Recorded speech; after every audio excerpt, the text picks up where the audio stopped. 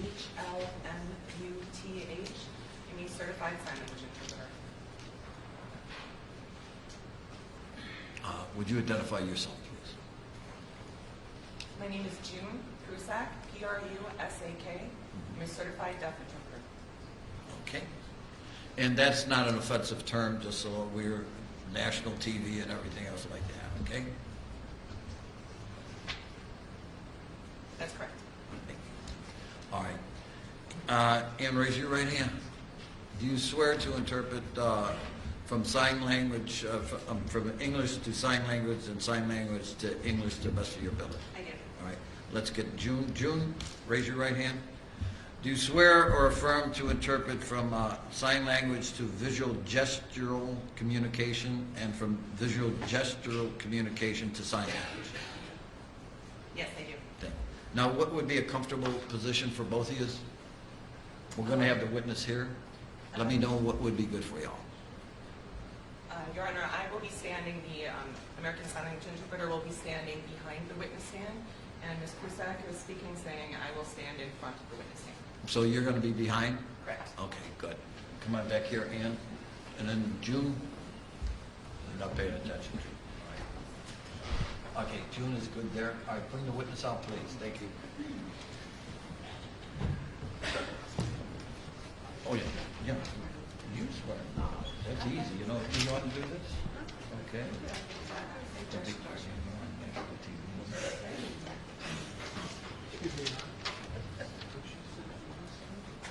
All right.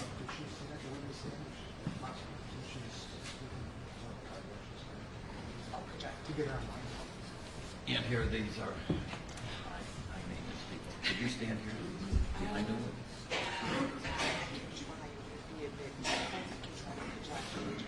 We can do it here and then we'll work it out like that. If it doesn't work, if June says it doesn't work, then we'll adjust. Okay, are you yes. All right. Sir, remain standing.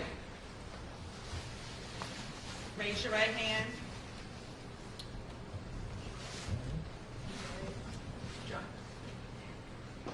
Do you solemnly swear that the testimony you're about to give shall be the truth, the whole truth, nothing but the truth, so help you God?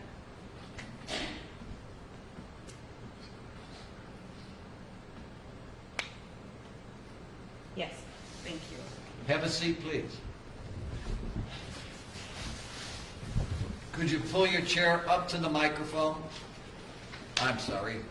We don't need to do that right now. All right.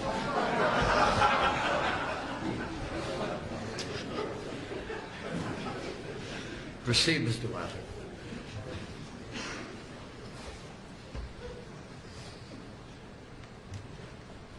Sir, could you please state your name and spell your last name?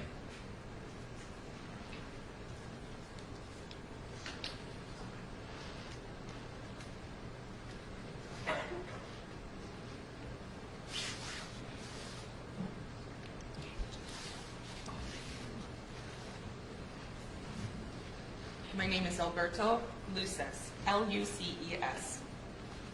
I'm going to draw your attention to March of 2013. Did you have occasion to file a complaint against Officer Jason Van Dyke in that month?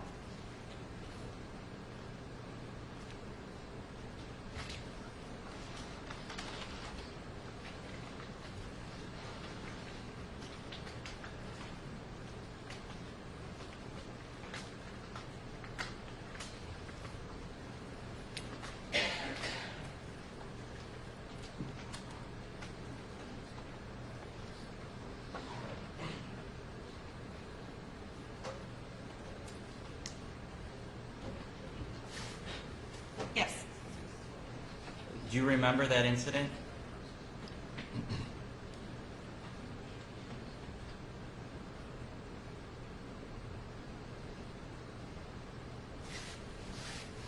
Yes, I remember. Yeah. Where were you coming from before you were pulled over by police on that day?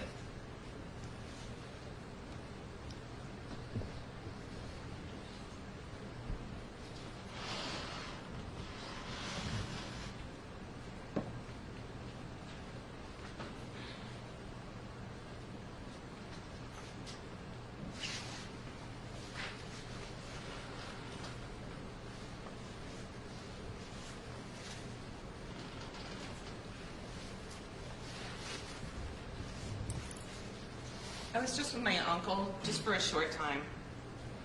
It was really close. I got in the car, I was driving for a moment, and I got pulled over right away. I didn't even really drive that far, I just kind of pulled up a little bit, and that's when I was pulled over. Did you commit any traffic violations while you were driving for that short period?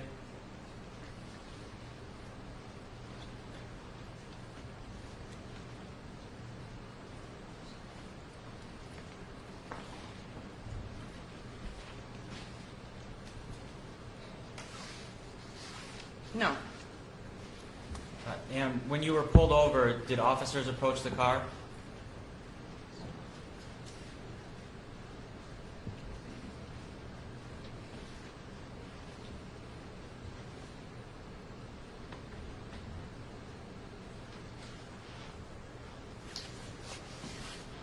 Yes, the police came up. And what did they do?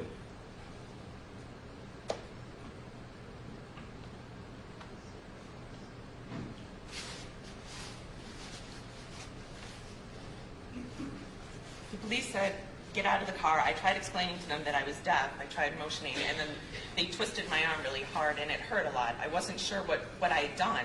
There was another officer that was poking me in my left shoulder. Somebody was trying to make a video, but then the officer told them, no, no, and I was trying to deal with the pain. Now, I was hurt, and I was upset, and I was trying to just communicate with them that I'm deaf. And was there one officer that was an African American?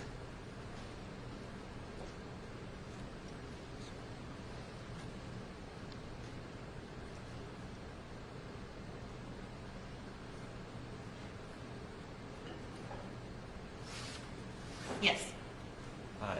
And was there one white officer?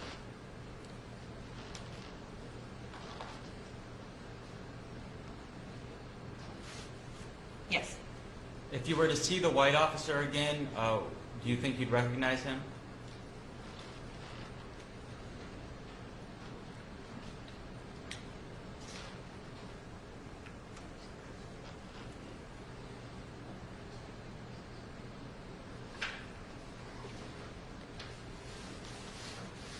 I think so, yeah. Do you see him in court today?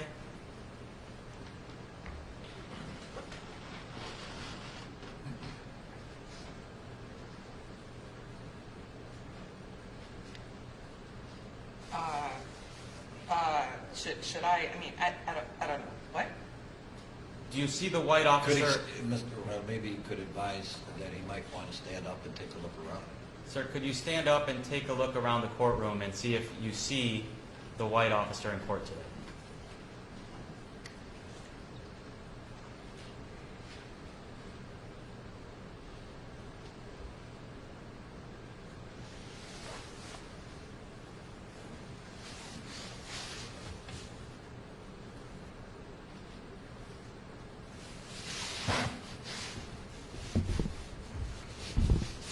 I don't see that well at a distance.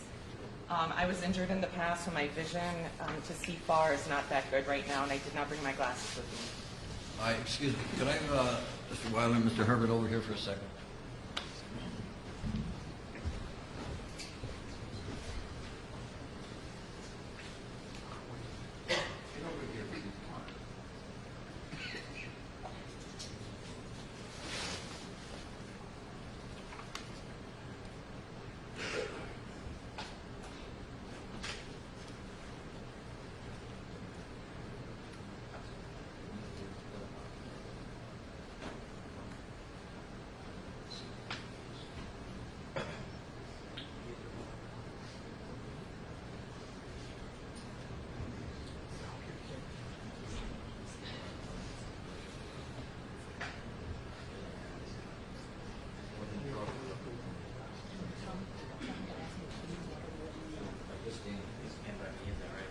Yeah, that's good.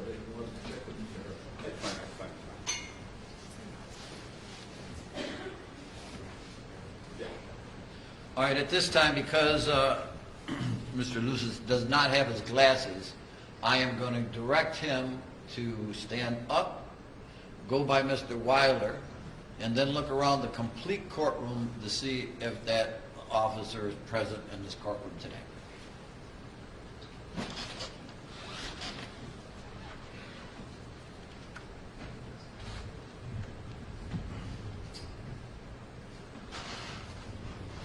And Ann, I want you to direct him that he has to look around the complete courtroom.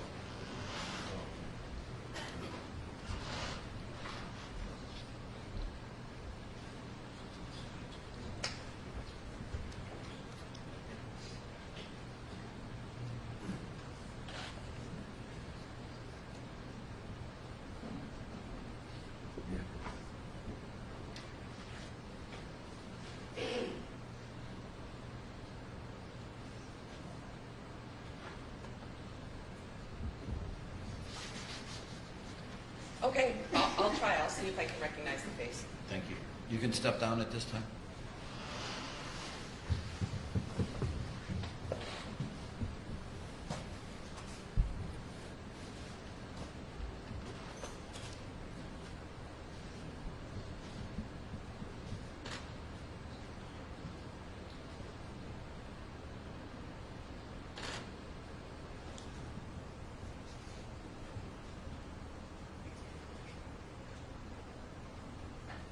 Hey, stop putting your hand up, you're gonna go to jail. You understand me?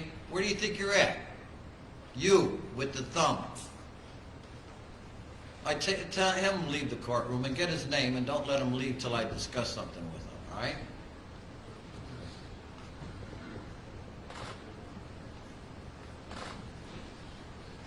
Sir, do you know how to sign before you leave? No, sir. All right, then hold him outside. All right, did he see anybody? Can he identify anybody?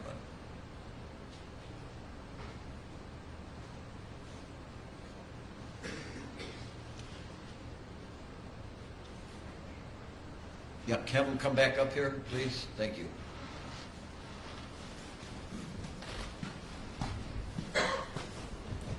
Have a seat, sir. Thank you. All right, ask your questions.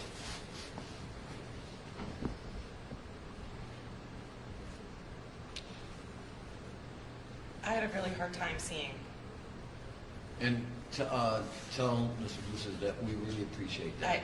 I tried to look and I tried to see, but it's been a long time, you know. But that was back in 2013, and from that time until today, I was beaten up very badly. I was hit in the head, and there was a lot of blood. So. But you are sure that you filed a complaint against Officer Jason Van Dyke? All right, Mr. Wilder, establish how many police officers were out there that day? Because if he can't identify which police officer did this, then I think there is an easily identifiable way. we'll get to it then, All right. before I strike the testimony. All right.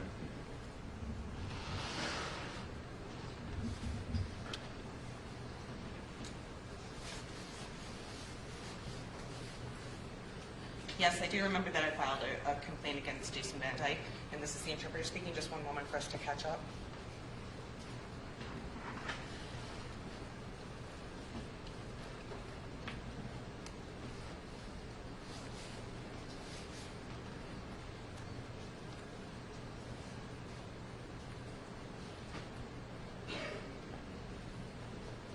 How many officers were there that day?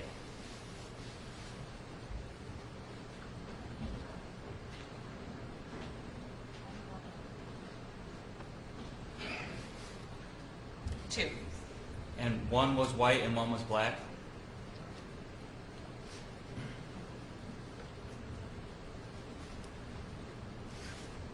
Yes.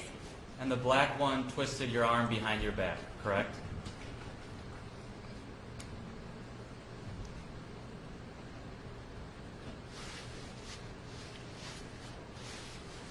Yeah, he twisted it very hard. What did the white officer do? I object based on foundation. There is no connection that Officer Van Dyke was out there that day. Judge, I Filing a complaint doesn't mean that he was present. That's just an allegation. You need somebody to put him there geographically, or the testimony is, there's no nexus for the testimony.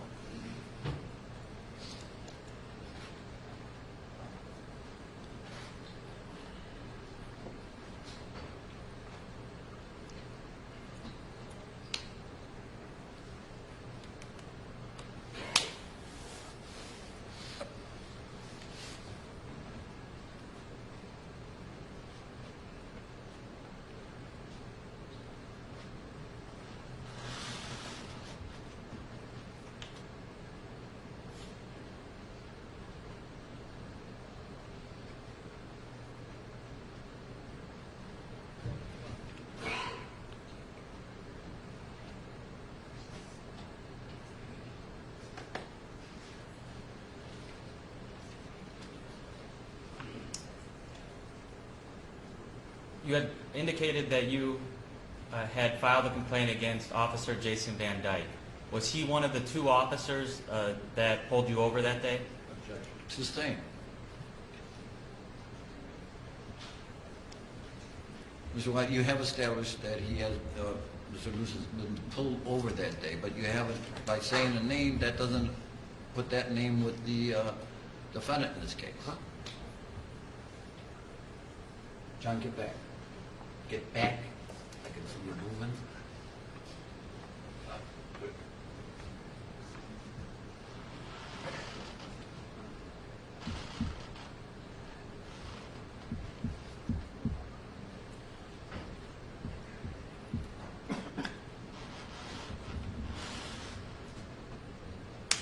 And why don't you capture the interpreters?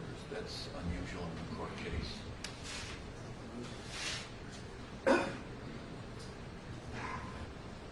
Do it or I'll shut it down. Thank you, Mr. Luces. No further questions. Thank you.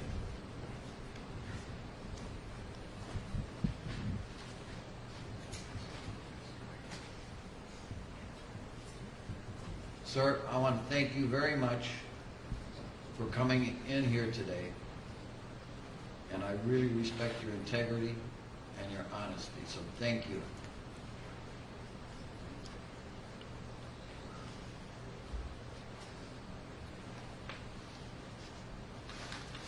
And he can step down now.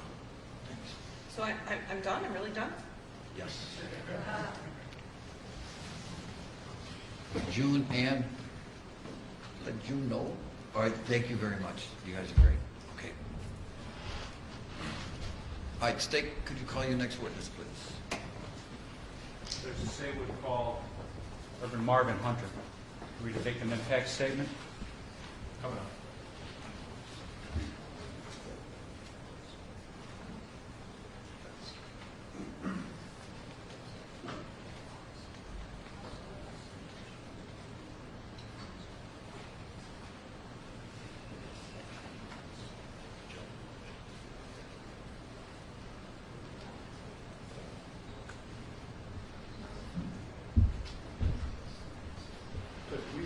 Sidebar.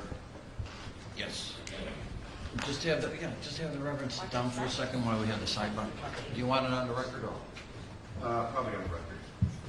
I'll make a decision. On the record, please.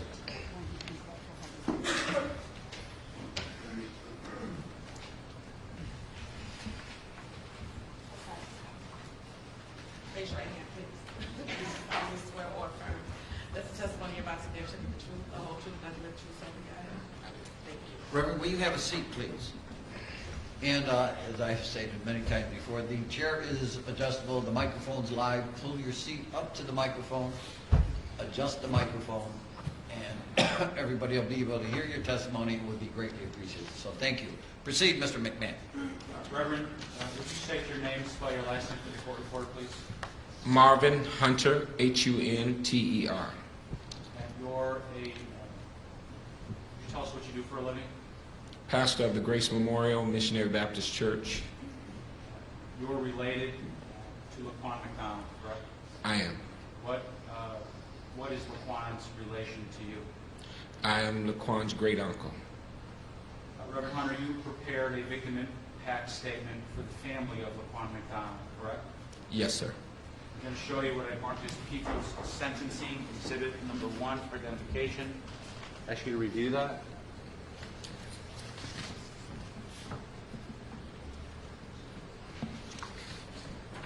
That's the victim impact statement that you prepared for this case, correct? Yep.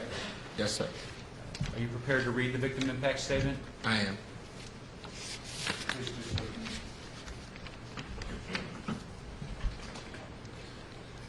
Mr. McMahon, I thought you were going to put in a little clarification here. Reverend, when you wrote prepared the victim impact statement, you prepared this statement as if it was being written by Laquan McDonald, correct? Correct. You wrote it in his voice. Correct. These are your words, correct? Correct. And the words of your family? Correct. You're going to present those words as you prepared them in the first person, as if they were written by Laquan McDonald. Correct. May he read the statement, Your Honor? Yes, thank you. I'm a 17-year-old boy. I'm a victim of murder in the second degree and 16 counts of aggravated assault with a deadly weapon. And I am unable to speak with my own voice for the crimes of which I was accused and suspected of because of a Chicago police officer by the name of Jason Van Dyke, who decided that he would become judge, jury, and executioner on Monday, October the 20th, 2014. I had a job at the time of my death, a job where I was working construction. I would have received what has become my last check on the 24th of October, but 4 days after, I was murdered. My great uncle, Pastor Marvin Hunter, had to pay for my funeral and then be reimbursed by the state, and also took my last check to purchase the suit that I had on in my casket, as well as my mother and my sister's clothes for my funeral. The saddest part of this ordeal is for my mom and my sister. My mother, who had worked very hard to overcome drug addiction and learn the skills of being a responsible parent, was only weeks away from her, myself, and my sister to be reunited as one family in our own house, with my mom being the head of the house and my sister and I being the children. I was so happy for the possibility of that day. However, Jason Van Dyke, with his cold callous and disregard for the life of a young black man, without me provoking him, robbed us of this. The story of my life is that in the short time of my life, I have worked hard to correct the mistakes that I had made, but in a matter of 6 seconds, he then took 16 shots and ended the possibility of this happening forever. From the time of my birth, my mother, sister, and myself lived with my great-grandmother. And under this kind of situation, the great-grandmother was the mother to all, but in a house with my mother, my baby sister, and I. I would have had my own room, my sister her own room, and we would have had all the attention of our mother. These are the words of my great uncle, Pastor Marvin Hunter. My death has brought inconsolable pain to my mother and my baby sister, enormous pain to my family as a whole, but we are a people of faith and believe that time is our best medicine for healing a pain of this kind. Even though I am dead, my murder at the hand of Jason Van Dyke should not be minimized just to his conviction. I want the judge to know about me, what I have suffered, and what my life was like. What happened to me can never be changed, but other young black men and women would not have to face Mr. Jason Van Dyke and his evil and selfish ways. For he has not just destroyed my life and affected my family, but he has destroyed the life of his wife and children, as well as my family and his family. I'm a real victim of murder, and that can't ever be changed.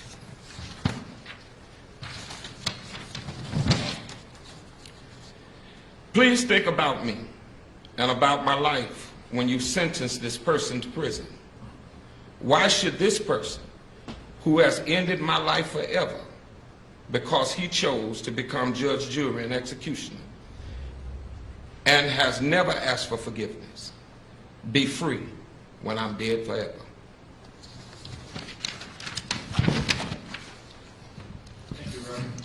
Honor, we would offer people's sentencing exhibit number 1 for identification of the evidence for your consideration. That is moved into evidence. The identification marks are stricken. Thank you, Your Honor. Thank you. Any questions, Mr. Rev?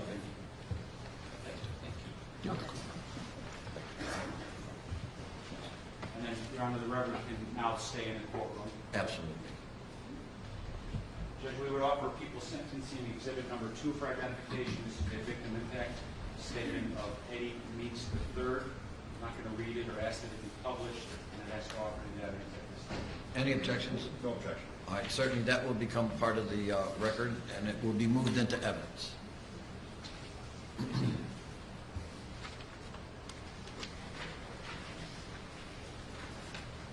At this time, Mr. McMahon.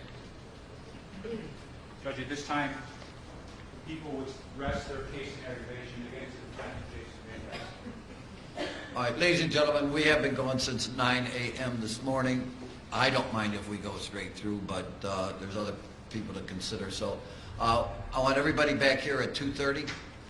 All right, the doors will be closed at 2:30 if you're not here. All right, there'll be a recess till then. Thank you. But his request not to be videoed has been granted. Watch your step, remain standing, face the clerk. Raise your right hand. You swear or affirm that the testimony you're about to give should be the truth, the whole truth, nothing but the truth, so help you God? I do. Thank you. Have a seat, officer. The chair is adjustable, so pull the chair up to the microphone, and the microphone is live, and adjust the microphone so you can speak into it so we can hear your testimony. Proceed, Mr. Herbert. Thank you. Good afternoon, officer. How are you? Good. Would you please introduce yourself and spell your last name? My name is Technician Robert Warzocha, Warzocha. And sir, how are you currently employed? I'm employed at the Forensics Services, Chicago Police Department, Okay. And how long have you been a Chicago police officer? for 24 years now. And the position that you're in now, how long have you been there? I just started there. I'm an evidence technician in training. Okay. And this is a promotion, correct? Correct. Okay. And I want to direct your attention back to March 19th, 2011.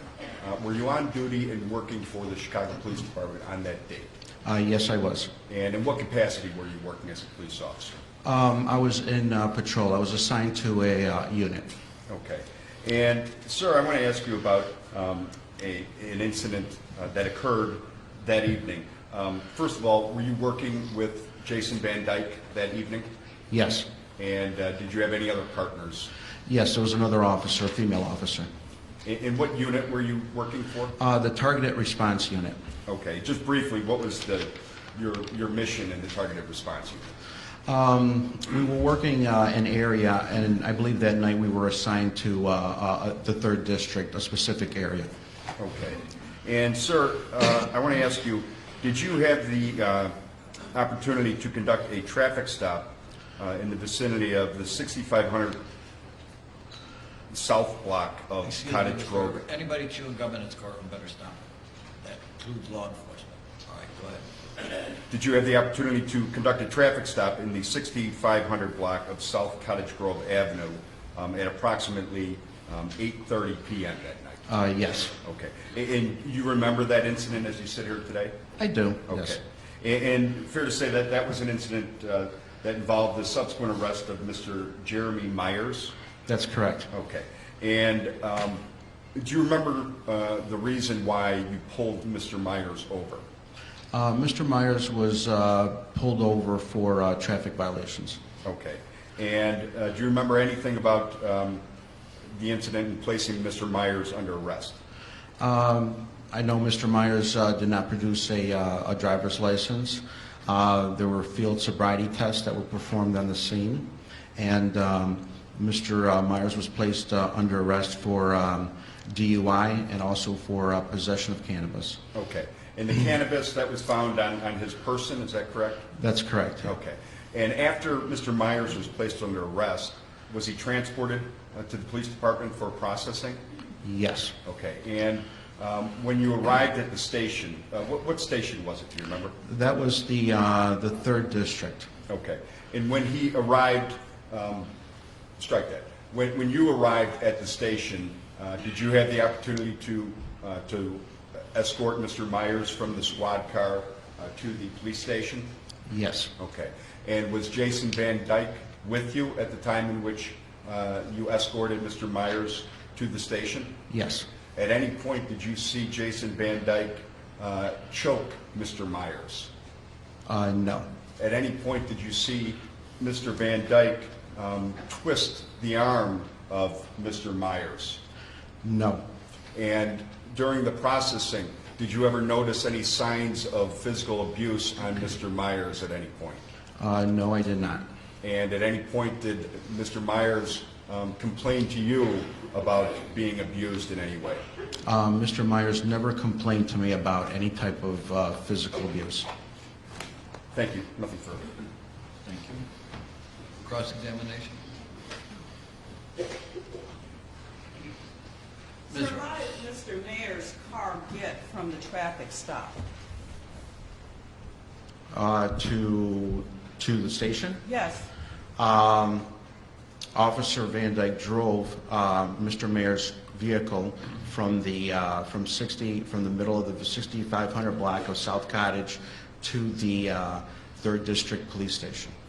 And were you always with Mr. Mayer and Officer Van Dyke? No, not always, no. Were there times when you were actually in the station when Mr. Van Dyke was with Mr. Mayer?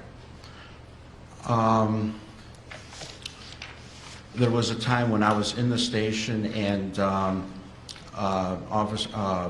Jason Van Dyke was with Mr. Mayer, and that was when he was conducting the breathalyzer.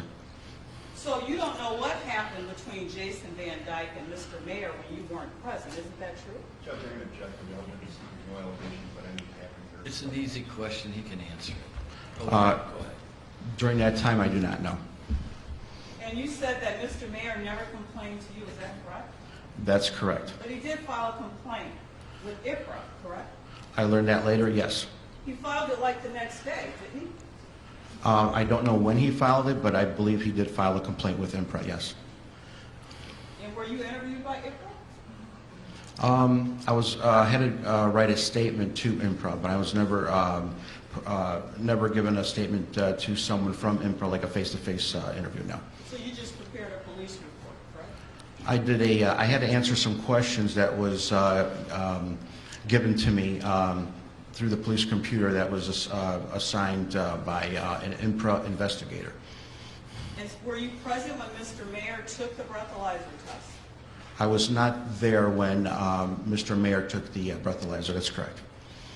Do you know how many times Mr. Mayer took the breathalyzer test? I do not know. So again, since you weren't present when Mr. Mayer took the breathalyzer test, you can't tell us what happened during that time period, an interaction between Mr. Mayer and the defendant. Isn't that true? During that time, that's correct. Anything else? Just very briefly. Take as much time as you need. Mr. Myers filed a complaint against Jason Van Dyke, yourself, and the other police officer that was working with you, correct? I think I was a witness in that incident, but that was just against Jason Van Dyke. Okay, thank you. Anything else, Dyke? No, Your Honor. Thank you very much. Thank you.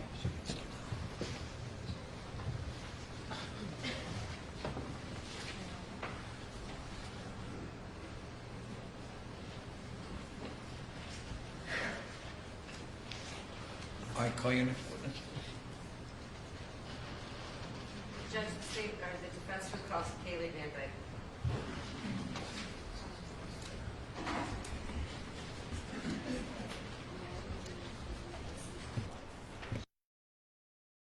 I have nothing else. Mr. McMahon.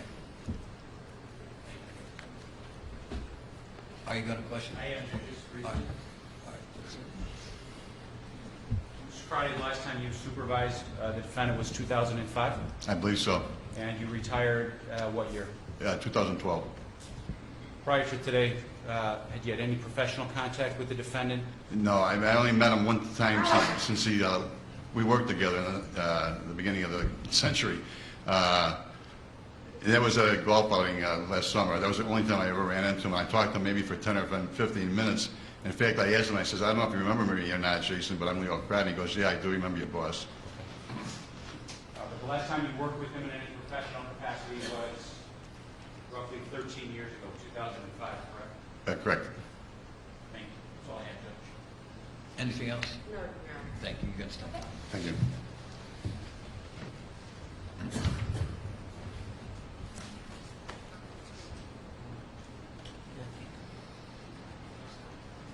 Who's your next witness?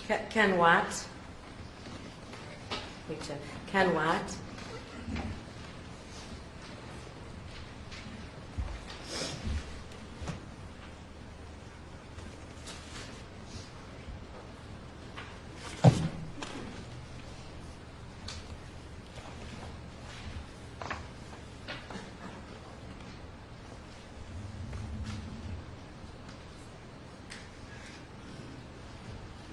Dr. Stephen, may stand, please, clerk. You promise to or affirm testimony you're about to bear will be the truth, the whole truth, nothing but the truth. I do. Thank you. Hi.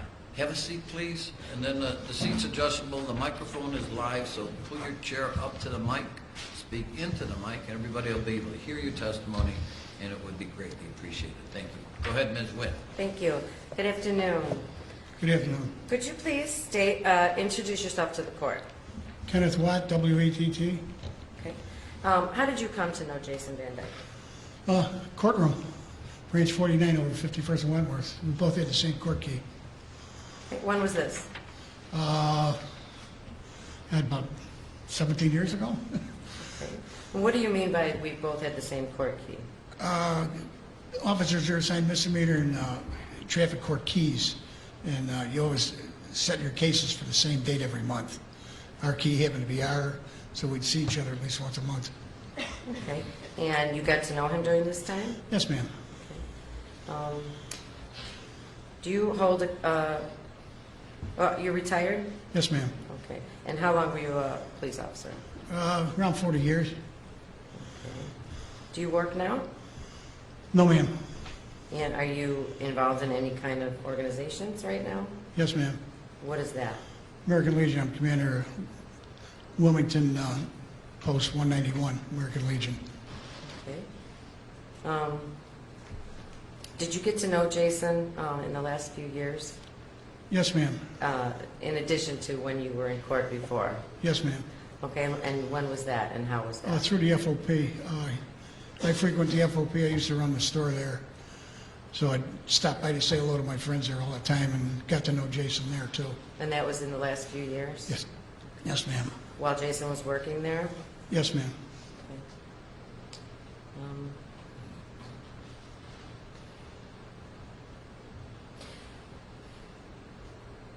In your opinion, has Jason changed at all from when you first met until now? Well, now we changed a whole bunch, but yeah. In what way? For the worse, he just beaten down. What were your duties as a Chicago police officer? I was a field training officer. And how many years did you do that? Did that for 20 years, the last 20 of my career. So how many PPOs, it would be, right? Probationary police officers, would you say that you trained? A couple hundred. Okay. In what districts of the city did you work? I worked in 3, 5, 7, 8, 9, Area 3, and Area 4. And where did you spend most of your time training? Most of my time training was in the 7th and 8th districts. Okay. And what town is that? It's Englewood and West Englewood, in the city of Chicago. Yeah. Okay. What is your opinion of Jason as a police officer? Good man, good policeman. I'd work with him.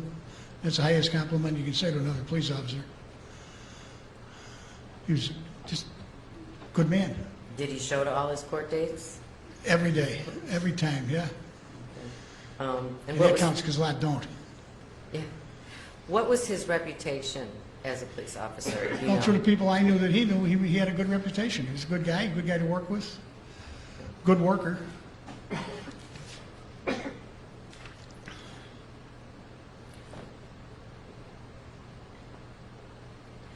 What can you say about Jason's character? hardworking, diligent. He thought about people. He was courteous. He was a gentleman.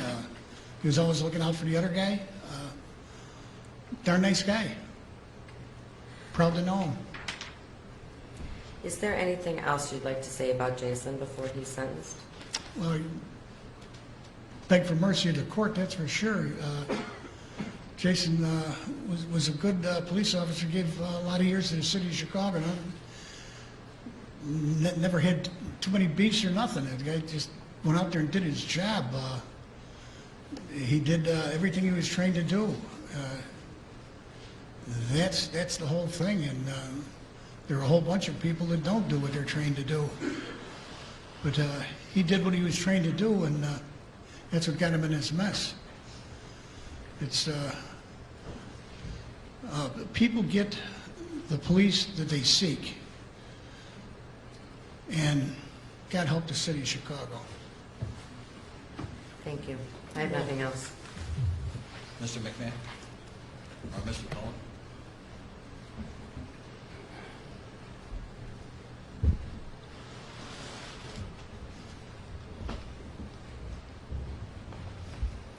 Mr. Watt, you knew the defendant when you were waiting with him outside of court, is that correct? Sitting next to him in the courtroom. Sitting next to him in the courtroom. You did not see him interacting with people out in the streets, is that correct? No? So you don't know what his interaction was on the street? with Only citizens? your reputation and talking with other guys. Now, you testified that he's here because he did what he was trained to do? Yes, sir. Was he trained to shoot young men who were laying on the ground just twitching? Objection. Overall, it's cross-examination. Was that his training, sir? You're trained to shoot until the threat is over. Are you trained to shoot until the life is over or until the threat is over? Till the threat is over. And is it when a man is laying on the ground with no ability to do anything but twitch, is he a threat? Is that the training? I was not there. I could not answer that question, and I was not in Jason's shoes. I don't know whether he was threatened or not, sir. So that would be up to the jury to decide. Is that your understanding? That's why we're here. That's a legal question. Move on, Mr. Cullen. I have no further questions, Your Honor. Thank you. Anything else? Nothing, Thank you. Judge. All right, call your next witness.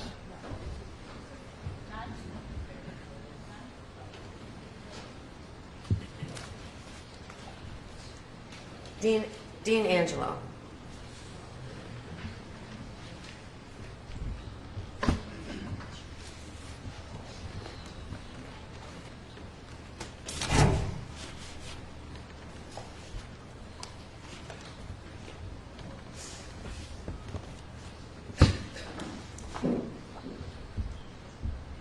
Watch your step, remain standing, face the clerk.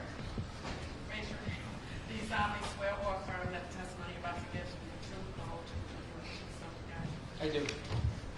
Step up, please. Thank you. Again, the seat's adjustable. The microphone's live, so if you pull your chair up to the mic, speak into the mic, everybody will be able to hear it.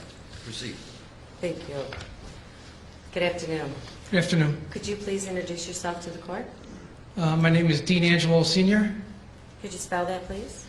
Deanangelo Sr. SR. And what is your occupation? Retired. What is your former occupation? I was a Chicago police officer for over 37 years. I was the president of the Fraternal Order of Police for 3 years. Detective with the police department. Worked in the gang crime unit in the police department. In the bomb and arson unit when I was a detective. I was a detective trainer. I had a pretty wide range in career. You said you were FOP president for 3 years. What 3 years were those? April of 14 to April of 2017. So it was during that time that you met Jason Van Dyke, is that correct? That's correct. Okay. And can you tell the court how you came to know him? I first met Jason the day that he bonded out. Was the first time we got face to face. We were told that he was taken into custody. We arrived for the hearing in the morning, and then we waited for his release that afternoon, and we waited to help him fight through more or less the media and exit the area. So you were the president of the FOP when this October 20th, 2014 happened, correct? Yes. Right. How did you learn about this shooting?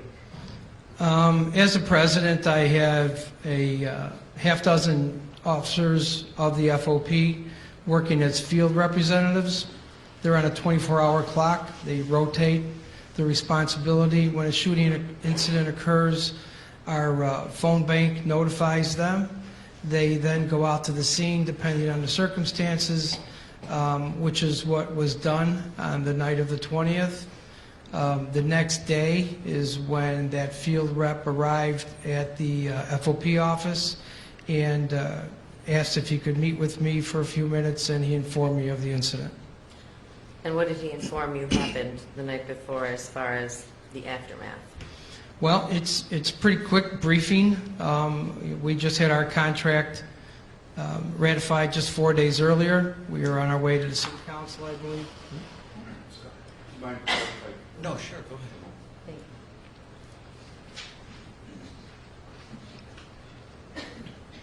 you.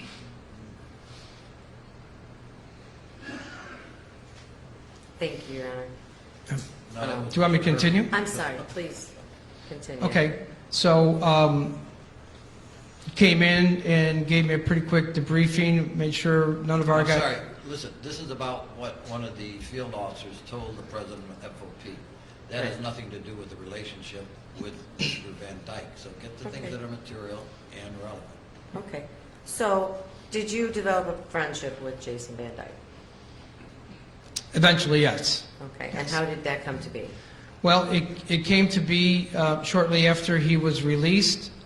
We were trying to secure some employment for him. He was out of a job. He was out of insurance for his family. We made several attempts to get him employed on some loading docks with some familiar places that we regularly try to assign officers that are not working to take advantage of employment. They turned us down because they were concerned about confrontations between Jason. Let's get the things that are material. These are public, opinions of private companies that have nothing really to do at this time. Otherwise, their opinion is negative. I don't think you want to introduce that into your mitigation, do you? How long did Jason work at FOP? After we couldn't find him a job, we hired him at FOP. He sat in our office, mentioned that he would do anything for employment. We hired him. He lasted with us until the trial ended here. What is your opinion as to Jason's character? He's not the monster people have made him out to be in the media and in the political circles. He is a big, gentle kid. And everybody's a kid to me. I'm at this age. He's a hard worker. He's dedicated. He's a good dad. He's religious.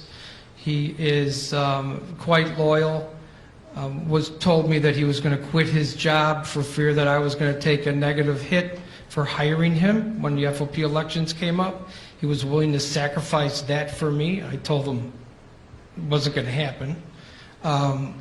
He is very dependable, hardworking, beat me in the office most of the time, and I started my days before 6 o'clock every day for 3 years. Somebody you can depend on, and again, I would like to reiterate, he's not the person that people think he is because of this incident. And you developed a friendship, your family's developed a friendship, is that right? That's correct. and you became close with his whole family, his kids, his wife? Yes, yes. My wife and Tiffany are quite close. The girls are over at the house, and we've become close as a result of our encounter.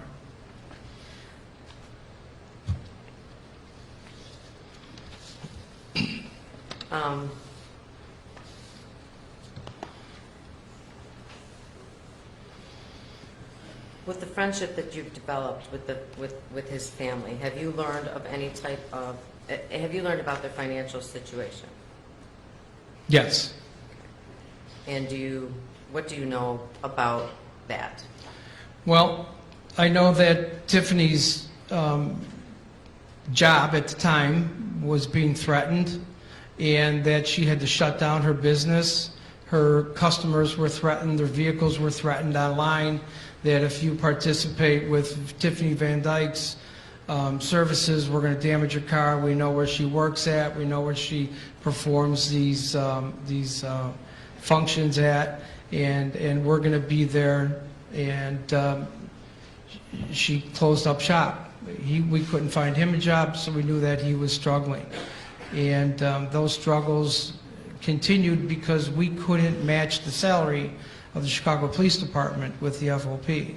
But we were able to supply some insurance protection for the children. Is there anything else you'd like to say about Jason before he's sentenced? Well, he's raised two good kids. He's got a very supportive wife and father. I've learned about some of his extended family as well, who are extremely supportive. You know, it was a perfect storm that night. I don't believe that this was something I know this wasn't something he set out to do. This was a situation that arose for lack of any other description, but lack of compliance. If a knife is dropped, we're not here. If medicines are maintained that are prescribed and narcotics aren't ingested, maybe we're not here. If a taser is close and utilized and the person with the taser doesn't drive by and have to make a U-turn to get there, we're not here. This is a situation that occurred, again, because of a perfect storm. When friends of mine ask me about why I'm here every day in court or what I'm doing here today, I ask them, if this situation occurs with the same results and there's 2 shots fired and it ends, are we here? And they say no. So to me, that response generates then a reply, then you believe he was justified or had the ability to shoot at that time. It's the emotional component associated with those other shots. That's why we're here. Thank you, Mr. Angelo. I don't have any more questions.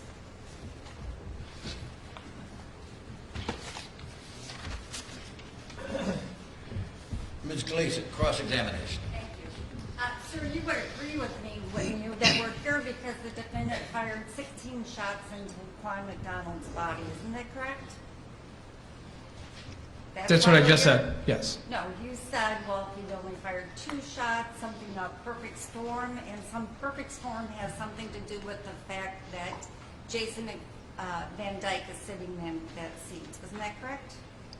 That's part of the storm, yes. Yes. And in your mind, the storm is the fact that Laquan didn't drop the knife, right? It's over if he does. And it's also in your mind that Laquan didn't stop when they told him to stop, right? Correct. Okay. So you have a different opinion than what the law allows. Am I correct? I also have a different vantage point of what the video shows. He's the only one that knows what occurred before those shots came out of his weapon.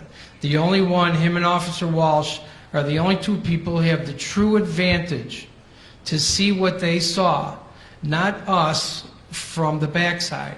And the video that you put up there over and over again demonstrates when you slowed it up, his right foot coming to his left, Laquan McDonald's, his left shoulder dipping to their direction, and his right arm disappears. If his right arm disappears from the back, where is it?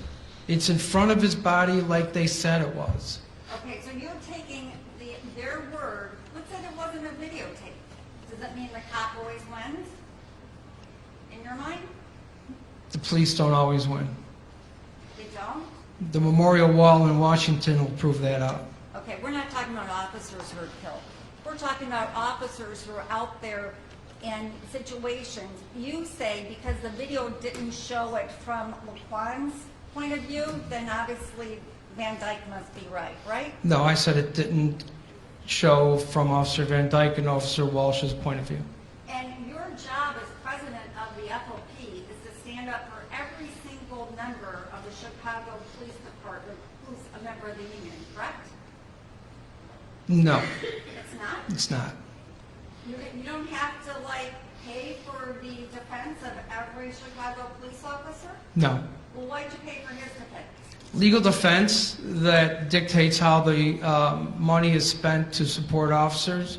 The officers have to be doing something, whether it's on duty or off duty, and being considered in the performance of their duty. Stealing a car while you're in uniform on duty does not meet that measurement. So that officer who stole that vehicle while on duty would not get covered. An individual such as Officer Van Dyke, who was performing as a police officer, met that threshold. Okay, how much money did you spend on the defense? I would have no idea. You have no idea? No, I'm not the president any longer, and I'm sure bills are still coming in. Okay, from 14 to 17, you were the president, weren't you? Correct. Did you have to know about those things, like how much money was going out for the defense? You would have to ask my treasurer for that number. Okay, but you don't know that number, but you know that the Van Dykes are in a bad financial situation? Right. Okay. And you couldn't find him a job anywhere else, so you guys gave him a job, right? Right. Did you make up the job just so he could get paid? No, we had an opening to work inside the building, and we filled that opening at that time. I couldn't get him on a beer truck because guys were afraid the beer they dropped at the grocery store would be canceled, those deliveries, for fear that someone would recognize who was dropping it off. So part of your job was you went out into the community and you tried to get him a job that anybody else could get, right? He was unemployable, yes. And he couldn't get that job, right? Correct. So you employed him at the union. That's right. And you never knew him when he worked as a police officer, correct? No, I did not. So you can't say anything about what his reputation was or how he performed his job as a police officer. I correct? checked his disciplinary history, but that's about it. I never worked with him. I was never a supervisor of his in the field, no. And he had numerous complaints filed against him, correct? None sustained. Exactly. Right, Right? right. Even the one where we have a civil rights suit? None He never sustained. gets a sustained finding, right? Some do. No, I'm talking about him. None sustained that I'm aware of, no.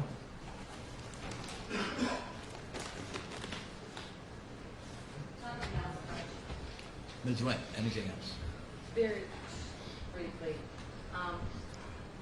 you provide or attempt to provide employment for all Chicago police officers who can't find jobs in our members of the union.